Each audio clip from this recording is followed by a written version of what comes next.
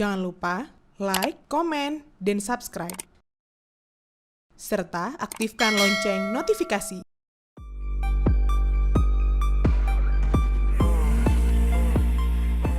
Kursi Kepala Badan Intelijen Strategis atau KBAIS tiba-tiba saja kosong pada 26 Maret 2026 lalu. Tanpa seremoni terbuka, Letnan Jenderal TNI Abri Mantio menyerahkan jabatannya di Mabes TNI Cilangkap, Jakarta.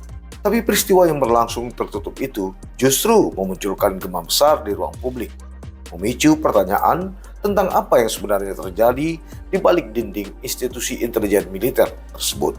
Langkah ini disebut sebagai bentuk pertanggungjawaban atas kasus penyiraman air keras terhadap aktivis Kontras Andri Yunus.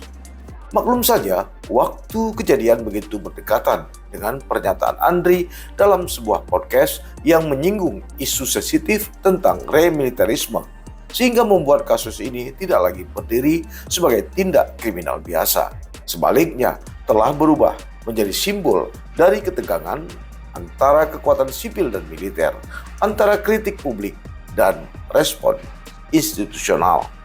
Ketika Majen TNI Aulia Dwi Nasrullah membenarkan bahwa 4 prajurit BAIS telah diamankan, lantas publik berharap akan ada penjelasan yang lebih terang.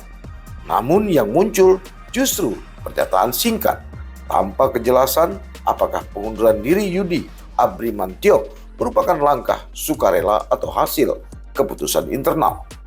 Di titik inilah narasi resmi mulai terasa lebih seperti upaya meredam gelombang daripada menjelaskan duduk perkara yang sebenarnya. Dalam kekosongan itu, nama Letnan Jenderal TNI Richard Taruli Horja Tempu Bolon mencuat sebagai penjabat sementara.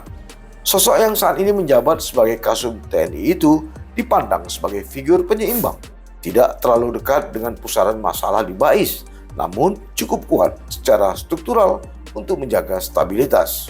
Jika benar ia ditunjuk, maka pilihan ini tampaknya bukan tentang arah baru, melainkan tentang memastikan situasi tidak semakin memburuk. Begitupun perhatian publik tidak berhenti pada siapa yang mengisi sementara. Pertanyaan yang lebih besar adalah siapa yang akan memimpin BAIS ke depan dengan visi seperti apa. Nama Majen TNI Bosko Haryo Yunanto muncul sebagai opsi yang paling logis dari dalam tubuh BAIS sendiri. Dia dinilai memahami organisasi dari dalam, mengenal ritme dan jejaring, serta menawarkan kesinambungan di tengah krisis. Tapi justru disitulah dilema muncul. Apakah kesinambungan cukup ketika yang dibutuhkan mungkin saja adalah perubahan? Di sisi lain ada nama Majen TNI Dedi Suryadi. Dia dinilai akan membawa profil yang berbeda. Dengan latar belakang Kopassus dan pengalaman dekat dengan Presiden Joko Widodo, ia tidak hanya membawa kapasitas militer, tetapi juga sensitivitas politik. Dalam situasi di mana kepercayaan publik sedang goyah, pendekatan yang lebih komunikatif bisa jadi aset yang penting. Sementara itu, Letnan Jenderal Rafael Granada Bay menghadirkan kombinasi pengalaman yang lebih luas, termasuk dari Badan Intelijen Negara. Nama Letjen Rafael tentu saja mewakili kemungkinan profesionalisme intelijen yang lebih modern, terintegrasi, lebih terukur, dan mungkin lebih terbuka terhadap mekanisme akuntabilitas. Ada nama lain seperti Masda TNI Enekditus Beni Kus Setianto dan Lasma TNI Andi Kriswanto juga memperkaya spektrum pilihan ini.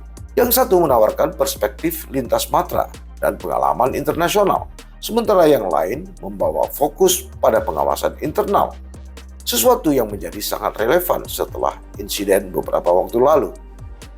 Nah, pada akhirnya, daftar nama tersebut tentu saja bukan sekedar daftar kandidat, tapi juga cerminan dari pilihan arah antara stabilitas atau reformasi, antara menjaga sistem atau membenahinya. Kasus yang menyeret nama BAIS ini membuka kembali pertanyaan yang selama ini kerap muncul, namun jarang dijawab secara tuntas. Tentu saja tentang sejauh mana peran intelijen militer dalam ruang sipil.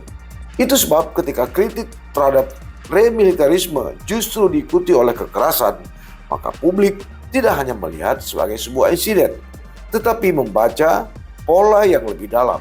Apakah ini anomali atau gejala dari sesuatu yang belum sepenuhnya berubah sejak masa lalu?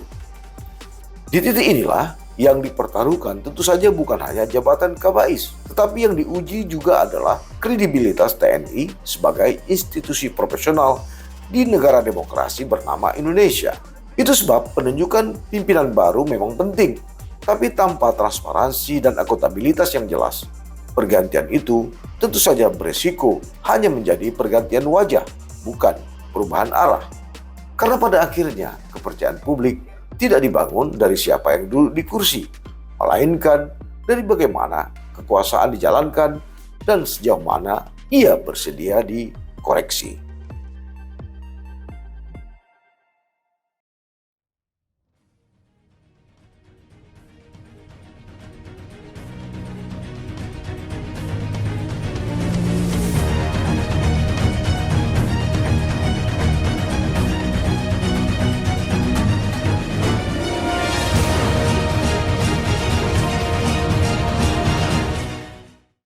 Jangan lupa like, komen, dan subscribe.